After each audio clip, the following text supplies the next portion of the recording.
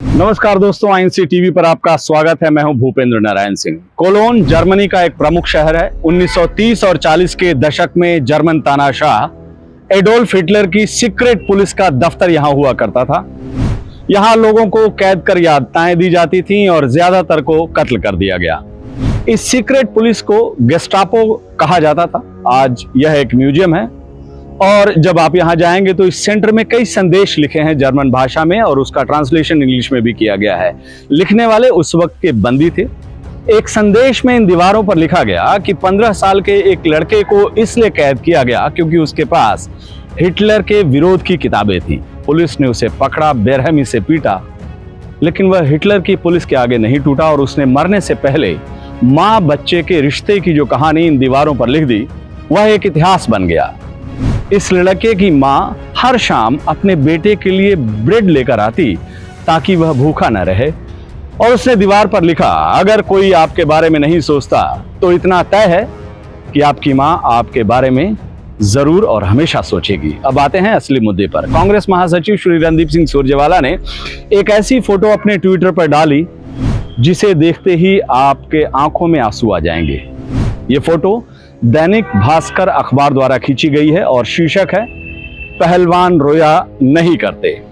श्री सुरजेवाला लिखते हैं, एक आंसू भी हुकूमत के लिए खतरा है। तुमने देखा नहीं है आंखों का समुंदर होना।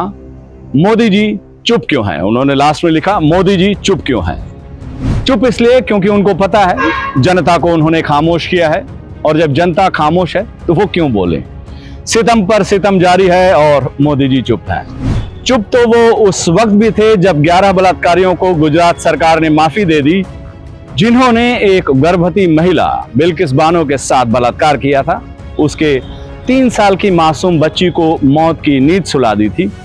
अदालत ने समाज और इंसानियत के उन गुनाहगारों के लिए उम्र कैद की सजा सुनाई थी, लेकिन बीजेपी सरकार की मेहरबानी की वजह से वो अब आजाद हैं।